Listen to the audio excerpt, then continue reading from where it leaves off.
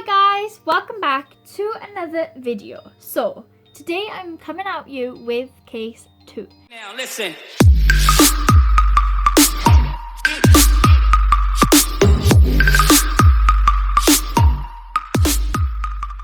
The next one is the Amityville Horror. Okay, so in early hours of the morning in November 13th, 1974, 6 members of the DeFeo family were slain in their beds with a .35 caliber rifle. 23-year-old Ronald DeFeo Jr., the eldest child, confessed to murdering his entire family in cold blood. This case had everything. It had the monstrosities of the night which roamed that house, which infested it, which caused a young man to murder his whole family. Ronald DeFeo is now serving 6 consecutive life sentences. The gruesome Amityville murders are regarded as the catalyst for the spirits haunting 112 Ocean Avenue. However, some would agree that the DeFeo family were also victims of the house. He was convicted of second-degree murder in 1975 November. A year later, after the murders, in December 1975, George and Kathy Lutz and their 3 children moved into the house. They were aware of the house's history when making the final decision to buy the home. Despite having the house blessed by a priest immediately upon moving in, George, Kathy and their 3 children were said to have experienced a handful of unexplained phenomena. What kind of things, George, happened physically? What were some of the things that happened that scared you? Within a week, Kathy's hand had been touched by something that we discussed and couldn't explain. It was just something unseen. George, for example, claimed to wake up at 3:15 a.m. every day by noises, which is the exact time the murders of the DeFeo family allegedly occurred. Daughter Missy began talking to an imaginary friend, perhaps demonic entity, named Jody. Kathy even claimed to have levitated above her bed. Kathy saw glowing eyes and began having nightmares about the murder. The family said many things that happened there echoed the events of the murders, and strange smells, cold drafts, and moving objects completed their experience. A priest who visited the home said he heard a voice telling him to get out.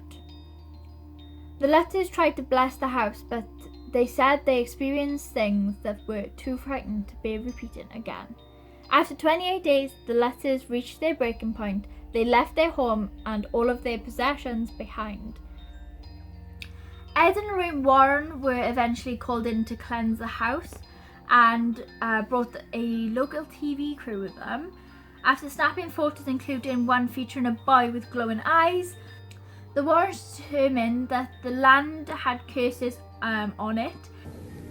Now, Ed, can you tell me how you and Lorraine got involved in the Amityville Horror? Well, it was Marvin Scott from Channel 5 news team. He was the anchorman at the time, and he had been involved with a haunting that we had investigated in Bloomfield, New Jersey, and he was impressed by this.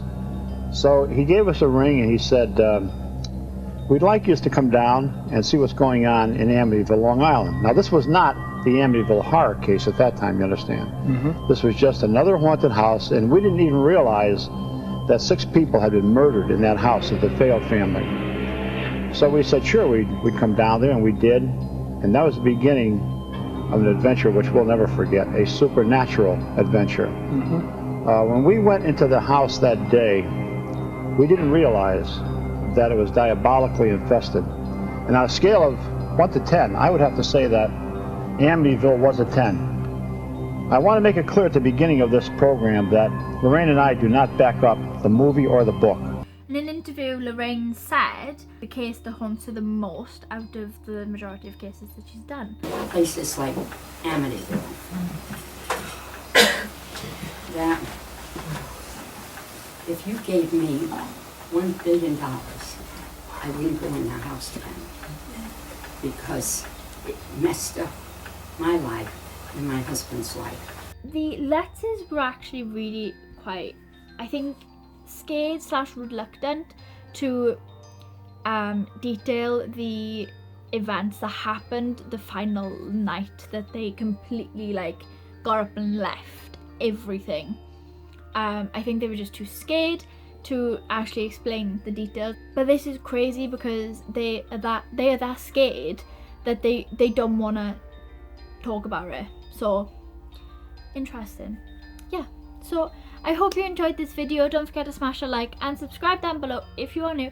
Hi, I am Katie and you are my Kit Kats. Hey, how you doing? Let's not do that again. You can see all my paws. Anyway, I'll see you in the next one. Bye.